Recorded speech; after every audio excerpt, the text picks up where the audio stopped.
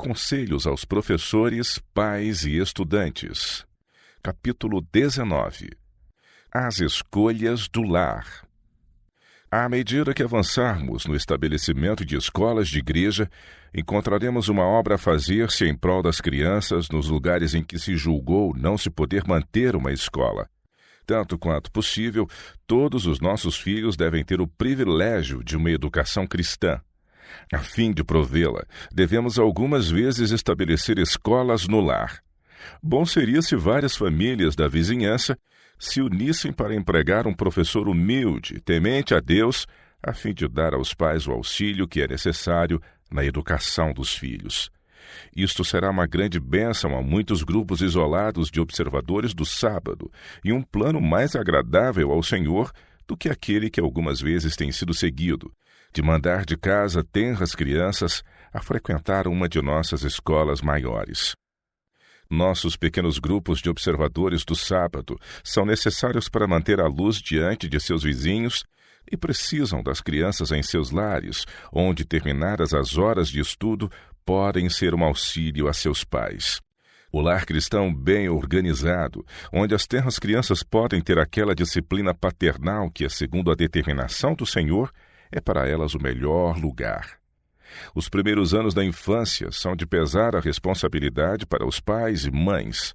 Os pais têm um dever sagrado a cumprir, ensinando os filhos a auxiliarem nos encargos do lar, a estarem contentes com alimentos singelos e simples e vestuário limpo e pouco dispendioso. As exigências dos pais sempre devem ser razoáveis. Manifestem bondade, não em tola condescendência, mas em uma sábia direção. Ensinem os pais aos filhos com satisfação, sem ralhar nem criticar, procurando unir o coração dos pequenos a eles pelos sedosos laços do amor. Sejam todos pais e mães, professores, irmãos e irmãs mais velhos, uma força educativa para avigorar todos os interesses espirituais e trazer ao lar e à vida escolar uma atmosfera sadia, que auxilie as crianças mais novas a crescerem na doutrina e admoestação do Senhor. O estudo bíblico no lar. Nossos filhos são propriedade do Senhor, foram comprados por preço. Este pensamento deve ser a mola mestra de nossos labores em prol deles. O método mais bem-sucedido de conseguir sua salvação e de conservá-los fora do caminho da tentação é instruí-los constantemente na palavra de Deus. E tornando-se os pais aprendizes com seus filhos, será mais rápido o seu próprio crescimento na graça e no conhecimento da verdade. Desaparecerá a incredulidade, a fé e a atividade aumentarão. A certeza e a confiança aprofundar-se-ão ao prosseguirem eles assim no conhecimento do Senhor. Suas orações sofrerão uma transformação, tornando-se mais fervorosas e sinceras. Cristo é a cabeça de sua igreja. É aquele de quem depende infalivelmente o seu povo. Ele dará a necessária graça aos que o buscam para obter sabedoria e instrução. Deus quer que consideremos estas coisas em sua sagrada importância. É privilégio de irmãos, irmãs e pais cooperar ao ensinarem as crianças a sorverem da alegria da vida de Cristo, aprendendo a seguir seu exemplo. Aos filhos mais velhos nessas famílias isoladas direi: não é necessário que todos abandonem as responsabilidades domésticas para frequentarem nossos internatos, a fim de obterem a habilitação para o serviço. Lembrai-vos de que precisamente no lar existe uma obra a fazer pelo Mestre. Há no lar os filhos mais novos a serem instruídos, aliviando desta sorte os encargos da mãe. Tenham em vista os membros mais velhos da família, que esta parte da vinha do Senhor necessita ser fielmente cultivada, e decidam aplicar suas melhores capacidades no sentido de tornar atraente o lar e tratar com paciência e sabedoria os filhos mais novos. Há em nossos lares pessoas jovens a quem o Senhor habilitou a dar a outrem o conhecimento que adquiriram. Esforcem-se elas por conservar vivas na mente as lições espirituais, e ao ensinarem, podem também estudar. Assim podem ser aprendizes enquanto ensinam. Novas ideias lhes virão, e as horas de estudo serão de real prazer, assim como de proveito. Fatores missionários. Falo aos pais e às mães. Podeis ser educadores em vossos lares. Podeis ser fatores missionários espirituais. Sintam os pais e as mães a necessidade de ser missionários do lar, a necessidade de conservar a atmosfera do ar livre da influência da linguagem má e precipitada, a necessidade de tornar o lar um lugar em que os anjos de Deus possam entrar, abençoando-o e proporcionando o êxito aos esforços empregados. Reunidos, procurem os pais prover um lugar para a instrução diária de seus filhos, escolhendo para professor alguém que seja apto a ensinar e que, como consagrado servo de Cristo, cresça em conhecimento enquanto transmite instrução. O professor que haja consagrado o seu eu ao serviço de Deus será capaz de efetuar uma obra definida no serviço missionário e instruirá as crianças nos mesmos ramos.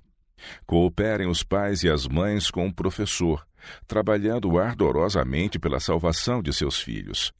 Se os pais se compenetrarem da importância desses pequenos centros de educação, cooperando no sentido de fazer a obra que o Senhor deseja ver feita no tempo atual, os planos do inimigo quanto a nossos filhos serão em grande parte frustrados. Instrui ao menino no caminho em que deve andar, e até quando envelhecer não se desviará dele. Provérbios 22, 6. As crianças são às vezes tentadas a enfadar-se com as restrições. Contudo, mais tarde, bendirão seus pais pelo fiel cuidado e vigilância estrita que os guardaram e guiaram nos anos de inexperiência. Pela crítica precipitada, infundada, a influência do fiel e abnegado professor é muitas vezes quase destruída. Muitos pais cujos filhos foram prejudicados pela condescendência deixam ao professor a desagradável tarefa de reparar a sua negligência e então, pela sua própria maneira de proceder, tornam esta tarefa quase desesperadora. Sua crítica e censura à direção da escola acoroçoam nos filhos a insubordinação e os confirmam nos maus hábitos. Se a crítica ou sugestões com respeito ao trabalho do professor se tornam necessárias, devem fazer-se-lhe em particular. Se isto não produzir efeito, que o fato seja referido aos que são responsáveis pela direção da escola. Não se deve dizer nem fazer nada que diminua o respeito das crianças para com aquele de quem, em tão grande parte, depende o bem-estar delas. Os pais devem sempre conservar em mente o objetivo a ser alcançado, a perfeição do caráter de seus filhos. Os pais que educam os filhos corretamente, tirando-lhes da vida todo o característico vicioso, estão habilitando-os a se fazerem missionários de Cristo em verdade, justiça e santidade. Aquele que em sua infância presta serviço a Deus, acrescentando à fé a virtude, e à virtude a ciência, e à ciência a temperança, e à temperança a paciência, e à paciência a piedade, e à piedade amor fraternal, e ao amor fraternal caridade, 2 Pedro 1, de 5 a 7, está se habilitando a ouvir e responder ao chamado.